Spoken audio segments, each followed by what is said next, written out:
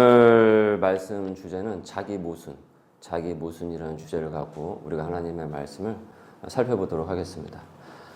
옛날 그 나훈아 아저씨의 노래 기억하십니까? 이제 할아버지시죠? 갈무리. 내가 왜 이러는지 몰라. 도대체 내가 왜 이러는지 몰라. 곡은 제가 운율은 갖다 붙이지 않겠습니다. 잘못하다 가요 무대가 될 수 있기 때문에 여러분 이 노래 뭐 오래전 노래지만 이제 기억하시죠?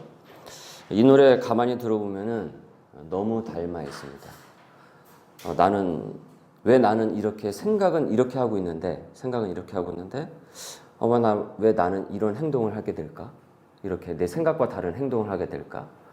나는 그렇게 하고 싶지 않았는데 나도 모르게 왜 이와 같은 마음이 욱하고 치밀어 올라서 이런 말을 하고 이런 행동을 해서 주변을 고통을 내가 주고 상처를 주게 될까? 이런 후회가 되는 그런 생각과 이 행동이 따로 노는 이런 모순에 빠질 때가 많이 있어요. 오늘 로마서에서 사도 바울도 이같이 말합니다. 나는 원하는 바 선은 행하지 아니하고 원하지 않는 그 악을 내가 행하고 있다. 나는 선하게 살고 싶어요. 좋은 사람이고 싶어요.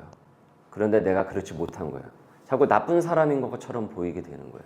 나쁜 사람처럼 행동을 하고 나쁜 사람처럼 말을 해요. 사람은 그러고 보면 이상해요. 올해는 내가 운동을 해야 되겠다. 그래서 연감 회원권을 끊어놓으면 좀 싸니까 그래서 올해 1월에 이제 시작을 해야지 하면서 연감 회원권을 좀 저렴하게 할인된 가격으로 이제 구매를 해서 한두 달은 열심히 이제 운동을 합니다. 그러다가 이제 3월 지나가기 시작을 하면 점점 안 가기 시작을 해서 결국은 그 회원권을 가장 비싸게 이용을 하게 되죠. 가는 날수가 적어지게 되니까.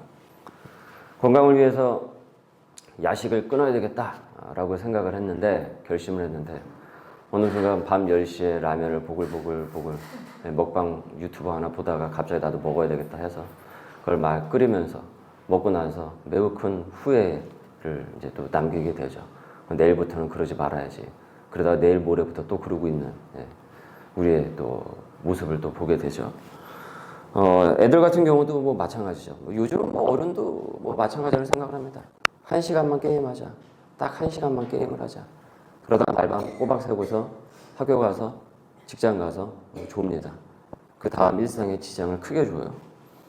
이젠 화내지 말자라고 마음을 먹지만 이제 또다시 오늘도 이제 욱하고 만다라는 거죠.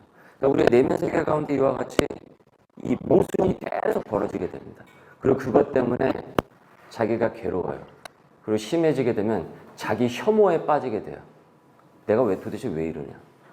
마치 서두에 제가 시작을 했던 그 나훈아 할아버지의 노래 갈무리처럼 내가 왜 이러는지 몰라. 도대체 내가 왜 이러는지 몰라. 되게 신학적인 가요였어요. 사실은 따지고 보니까 지금 와서 보니까 그때는 좋아서 불렀는데 그때는 좋아서 들었는데 말이죠. 나는 원하는 선은 행하지 아니하고 원하지 않는 악을 행하는도다. 여러분 이거 사실은 우리 이야기 아니겠습니까? 오늘 로마서에서 사도 바울의 고백은 지금으로부터 2000년 전 그 사람만의 고백이 아니라 사실은 저와 여러분 지금 우리 모두의 문제이자 고백인 것입니다. 그래서 인간은 스스로 선을 추구를 하지만은 계속 반복되는 그 실패를 매일 매순간 아침 저녁으로 점심으로 계속 경험을 해요. 그래서 바울은 이 본문에서 내 뜻은 선하지만 행하는 것은 악이다라는 자기 모순을 아주 솔직하게 진솔하게 모든 사람이 다 볼 수 있도록 고백을 한다라는 거예요. 이것이 현대인들이 겪고 있는 자기 혐오, 자기 실망, 그리고 자기애의 갈등과도 지금 일치하고 있어요. 그런데 이 고백에서 우리는 오늘 복음의 진짜 위로도 우리는 발견을 하게 됩니다. 오늘 이 부분을 로마서의 순차적인 말씀을 통해서 함께 상고하고자 합니다. 15절에서 20절의 내용은 바울 내면 세계의 충돌을 다루고 있어요. 내가 행하는 것을 내가 알지 못하노니. 우리 한번 같이 읽어보실까요? 내가 행하는 것을 내가 알지 못하노니 곧 내가 원하는 것을 행하지 아니하고 도리어 미워하는 것을 행함이라. 이렇게 고백하고 있어요. 갈무리의 가사처럼 내가 도대체 왜 이러는지 몰라입니다. 이는 바울의 존재 깊숙한 곳에서 터져나온 시면의 고백인 것이에요. 바울같이 대단한 사람도, 이렇게 위대한 사람도 지금 자신의 이성, 의지, 감정이 계속 매일마다 이렇게 충돌을 하고 있구나.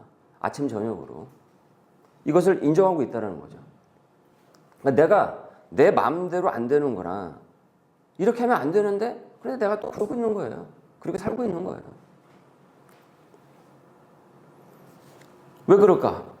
이거는 여러분 단순히 의지가 약해서일까요? 그 사람의 의지가, 너가 의지가 약해서 그런 거야. 의지가 그거밖에 안 되니까 고모양 고꼴이지. 지금 그 얘기를 하고 있는 것이겠냐고요.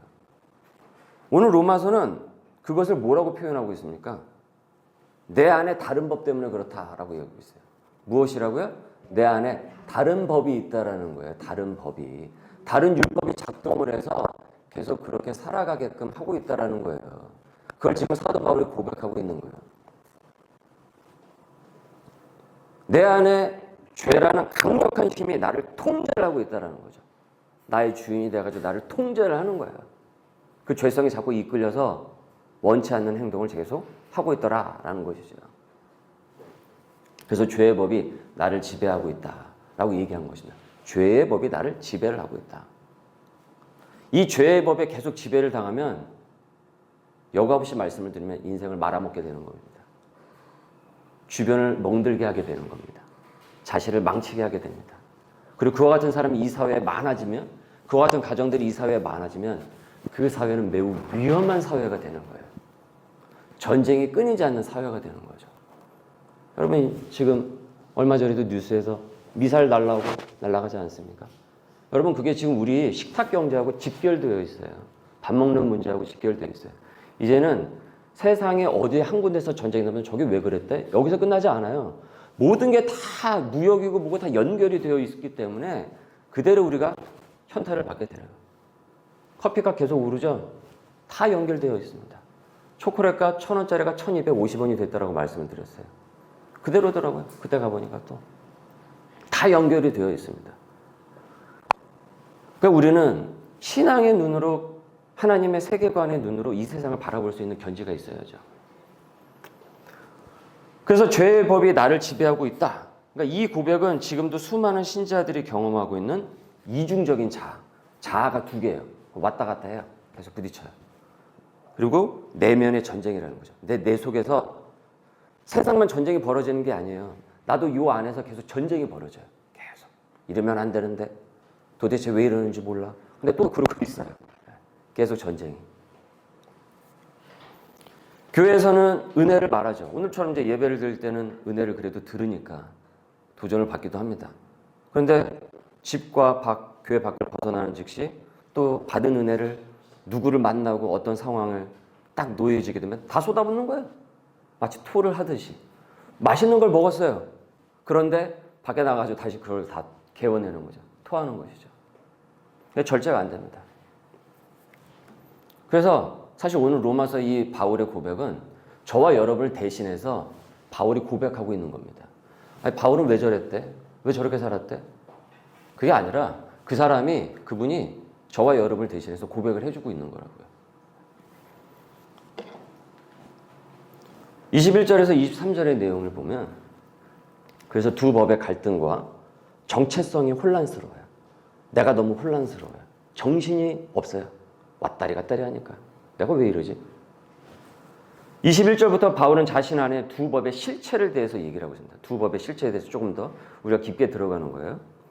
선을 행하기 원하는 내게 악이 함께 있는 것을 내가 발견을 했다라는 것입니다.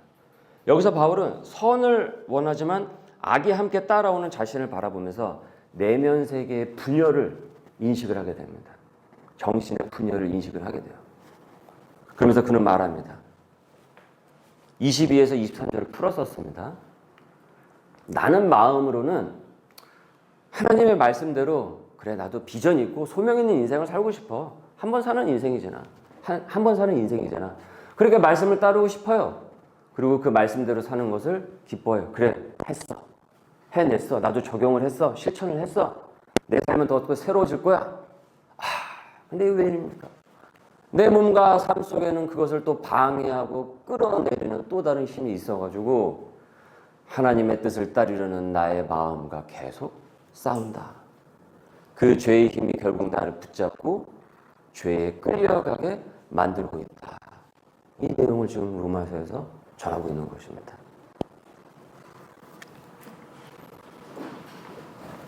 우리도 마찬가지입니다.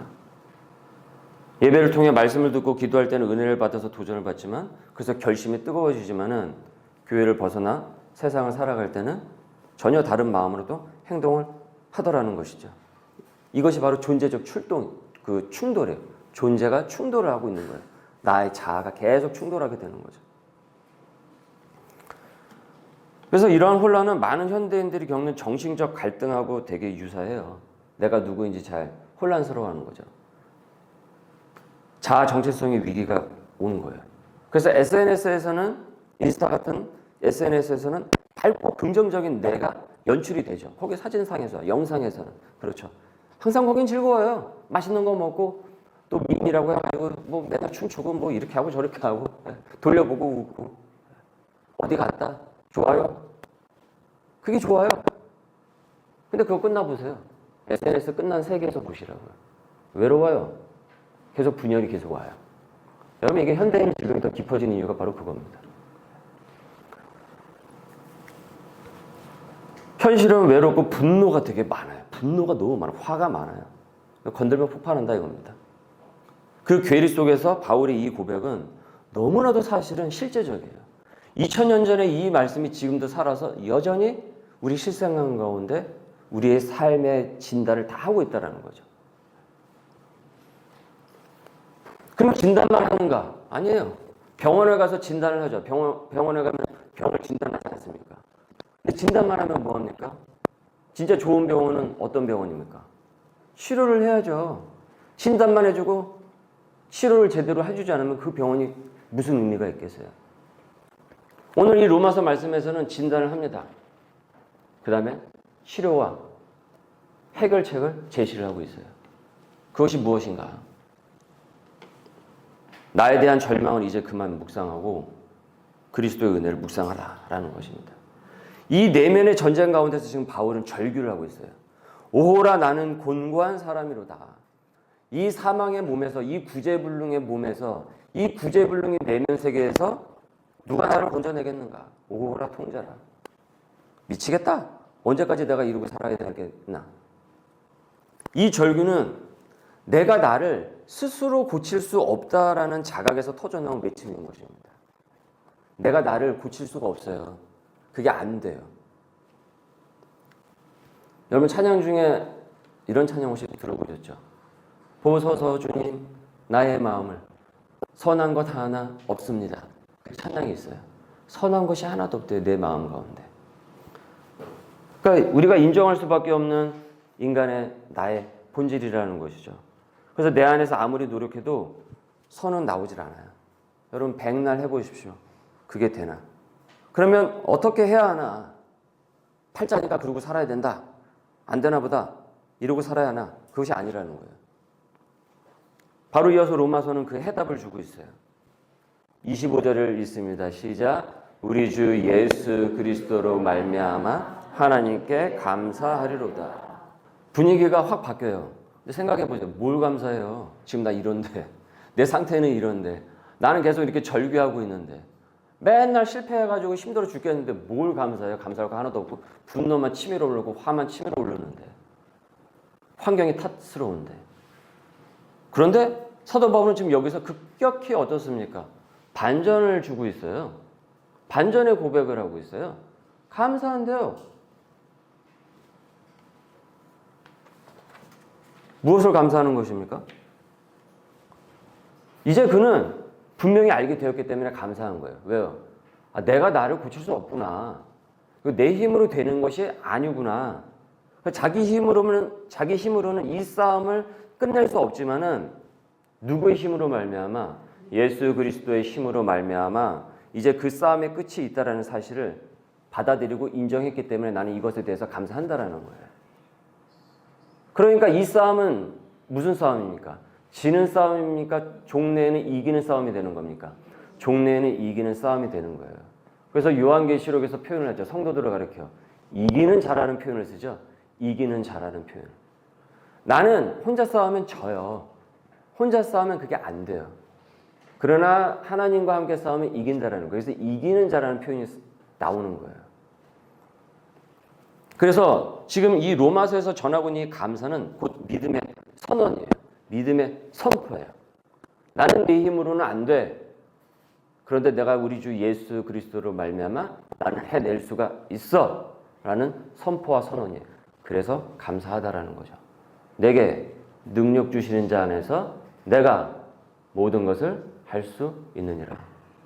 내게 능력 주시는 자 안에서 이것이 없고 나는 할 수 있어, 할 수 있어. 이것이 바로 무엇이냐면 슈퍼맨 컴플렉스예요. 자꾸 자기가 슈퍼맨이 되려고 하는 거죠.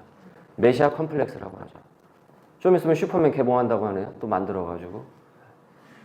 그 슈퍼맨이 구조가, 서사의 구조가 여러분 메시아에 가까운 거예요. 슈퍼맨이 구원하잖아요, 세상을. 그 예수 그리스도의 세계관을 그대로 갖고 와서 차용해서 그거 만들어낸 거예요. 근데 세상은 예수 그리스도가 없는 슈퍼맨을 얘기한다 이겁니다.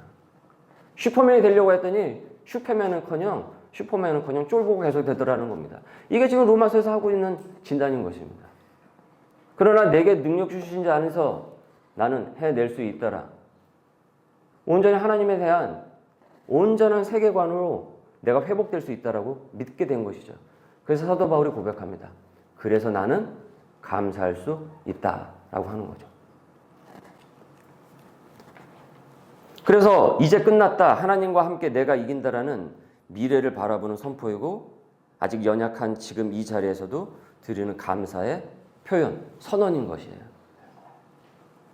여기서 우리는 놀라운 반전을 보게 되는 거죠. 바울이 어떻습니까? 절망 가운데서도 다시 소망을 바라보면서 감사하고 있는 것이죠. 왜냐하면 내가 나를 고치는 것이 아니라 예수 그리스도께서 나를 건지시기 때문입니다. 여러분 복음은 너 스스로 이겨내. 너 혼자 네가 해야 돼. 이 얘기를 하고 있지 않아요. 너는 못하지만 하나님은 하신다라는 선포인 것입니다. 여러분 그래서 그것이 복음입니다. 그래서 굿뉴스, 복된 소식이라고 하는 것이죠.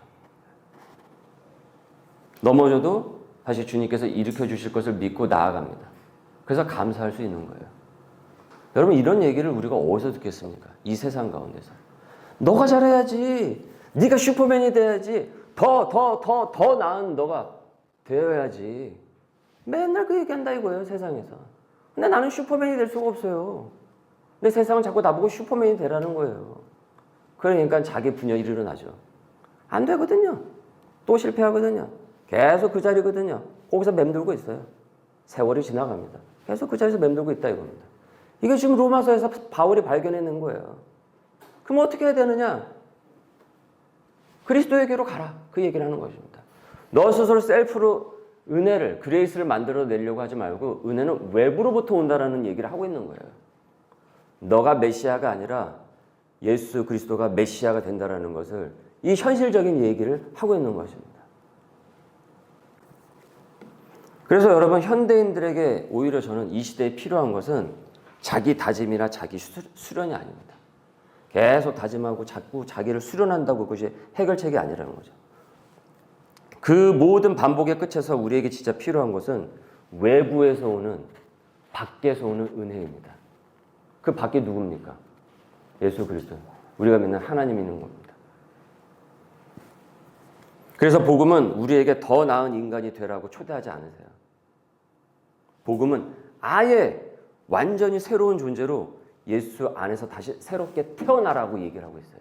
더 나은 나가 아니라 완전히 새로운 존재로 부름에 합당하여 콜링을 받아서 그 안에서 새롭게 태어나라고 얘기하고 있습니다. 며칠 전에 저와 청년부 시절에 신앙생활을 했던 그 동생이 이제 왔어요. 하여튼 같은 교회에서 자랐던 동생이 교회에 와서 이야기를 나누고 했어요. 거기서 그런 얘기를 서로가 나눴어요. 지금 이 시대에 교회를 외면하고 있고 청년들은 교회를 점점 떠나가고 있고 관심이 아예 없다. 교회와 하나님에 대한 관심이 아예 없다라는 얘기했어요. 그런데 오히려 내적 분열과 고통은 더 가중되어 있다. 우리가 어렸을 때보다 훨씬 더. 그런 일들이 계속 벌어지고 있다.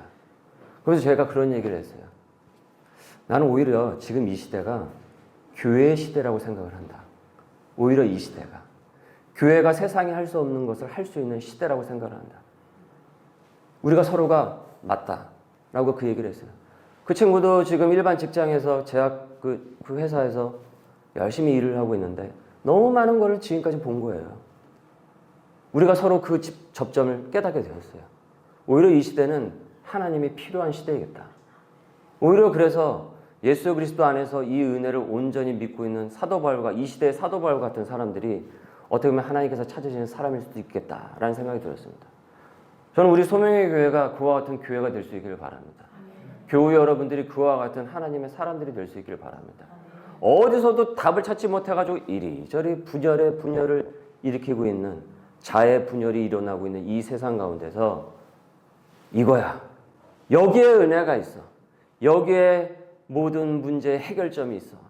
라고 담대하게 용기 있게 확신 있게 그 답을 제시해 줄 수 있는 교회, 교우들이 될 수 있길 바랍니다.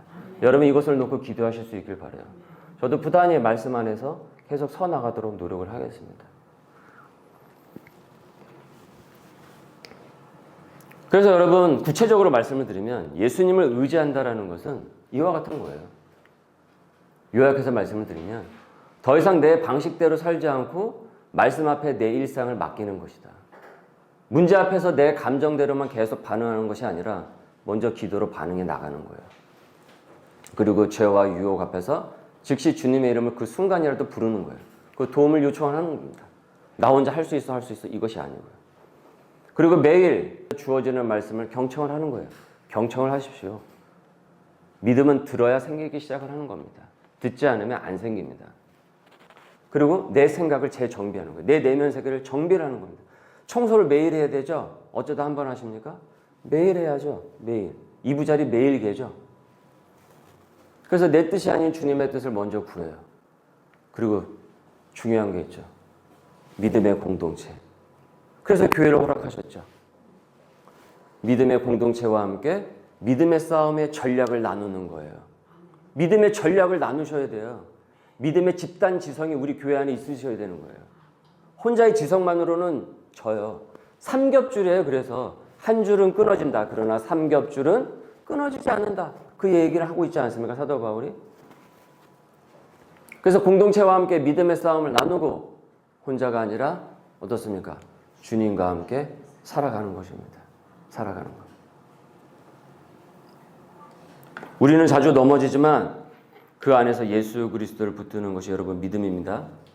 여러분 혹시 자기 자신에게 실망했습니까? 자기 혐오가 있으세요?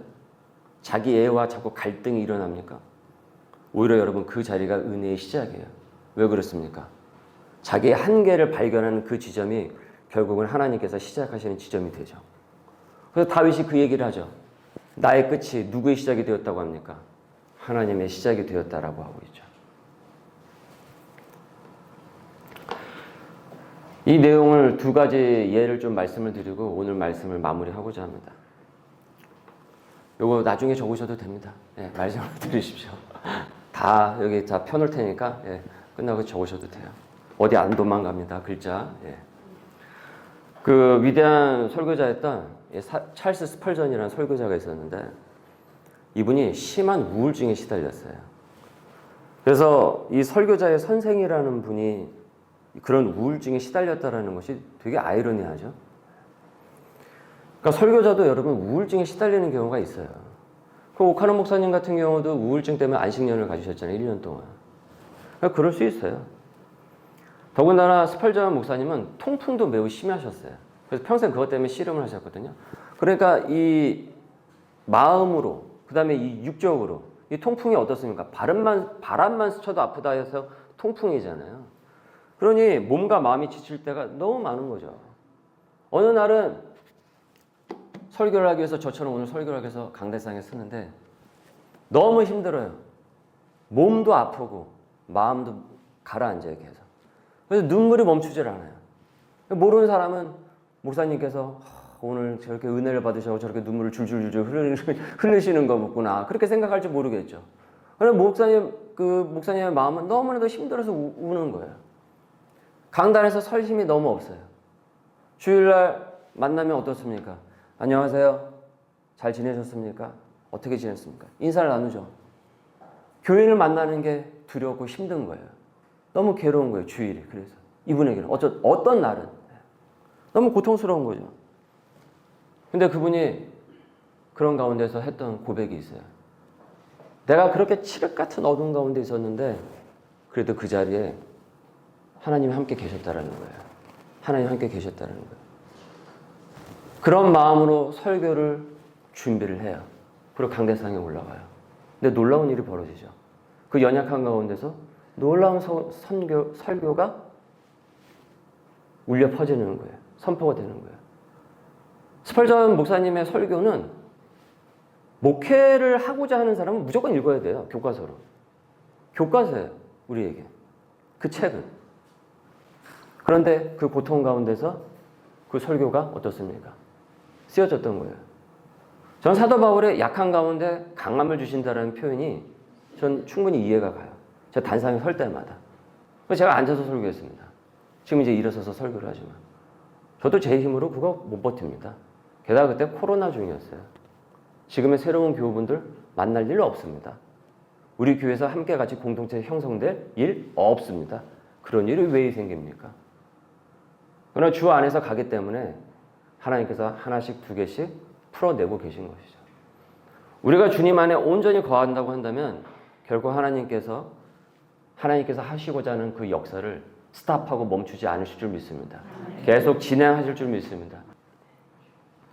예전 큐티 교재에 이런 간증이 있었어요. 한 어머니가 있었어요. 이제 아들 하나를 키워요. 근데 얘가 이제 사춘기예요. 아주 심하게 왔어요. 그래서 매번 싸워요. 아들놈하고 매번 싸워요. 그래서 고래고래 소리를 지르는 거예요. 걔한테. 오늘은 내가 화내지 말아야지. 일어나면 또 이제 올라오는 거예요. 그래서 그날도 또 고래고래 소리를 이제 지른 거죠. 그래서 그날 밤에 자책하면서 이제 기도를 한 거예요. 근데 마음에 이런 감동이 울려오는 거예요. 어떤 감동이 울려왔다고 합니까? 기억하실지 모르겠는데 내가 너를 포기하지 않듯이 너도 너를 포기하지 마라. 너도 너를 포기하지 마라. 나는 너의 다짐보다 나를 의지하는 너를 원한다. 그 얘기를 해요. 그 어머니가 그래서 그날 이후에 아들과의 그 갈등 속에서도 먼저 주님의 이름을 부르면서 하루하루를 다시 살아가기로 결심했다라는 그 간증이 있었어요. 여러분, 예수님을 의지한다는 삶을 지나치게 어렵게 생각하지 마십시오. 무슨 하늘나라에 있는 것처럼 목사님만 그렇게 하나님의 임재 이렇게 생각하지 마십시오. 하나님 생각을 자주 하시고 예수 그리스도 생각을 자주 하시잖아요. 그러면 하나님의 임재를 여러분이 체험하시게 될 거예요. 복잡하게 생각하지 마십시오. 그 임재에 대해서. 어느 특정 기도원에 가야지만 그 임재를 체험할 수 있다. 그런 말에 혹하지도 마십시오. 지금 이 자리에 하나님께서 우리와 임재하십니다. 우리 지난 수요 성서학당 때 배웠던 이 내용 여러분 기억하십니까? 무엇보다도 하나님의 느린 역사를 믿으라. 당신 안에서 서서히 형성되는 새로운 영이 어떤 모습일지는 오직 하나님만이 아신다. 그러니 우리 주님을 믿으라. 그분의 손이 당신을 인도하고 계신다라는 사실을 믿으라. 더딘 지체와 미완성 속에서 당신이 느끼는 불안을 받아들이라. 저는 이 내용의 문구가 참 좋았어요.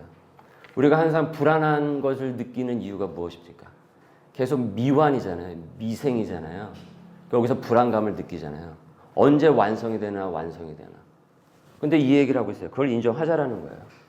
사도 바울이 지금 그걸 인정하고 있어요. 나는 미완성이다. 기억하시죠? 옛날 가요 중에 인생은 미완성. 예. 오늘 가요 얘기를 제가 자주 하네요. 몇 곡 얘기를 하네요. 그러니까 미완성이라는 불안도 맡기고 나아가시길 바랍니다. 우리 주님께서 만들어 가실 것입니다. 사고치는 제자들을 능력의 사도들로 만들어 가셨듯이 저와 여러분, 우리 교회, 우리 가정을 그렇게 만들어 가실 것입니다. 주님을 함께 의지하고 함께 울고 함께 즐거워하고 함께 격려하고 굳건히 서나가는 공동체가 되기를 주님의 이름으로 축원합니다. 우리 말씀에 잇대어 기도하겠습니다. 주님, 내 안의 싸움을 인정하고 주님께 의지하게 하여 주옵소서. 반복되는 실수와 죄 앞에서 자책하거나 포기하지 않게 하여 주시고 내 힘이 아닌 예수 그리스도의 은혜를 날마다 붙들게 하여 주옵소서. 변화되지 않는 나를 보며 조급해하지 않게 하여 주시고 주님의 손길이 지금도 내 삶을 빚고 계심을 믿게 하여 주옵소서.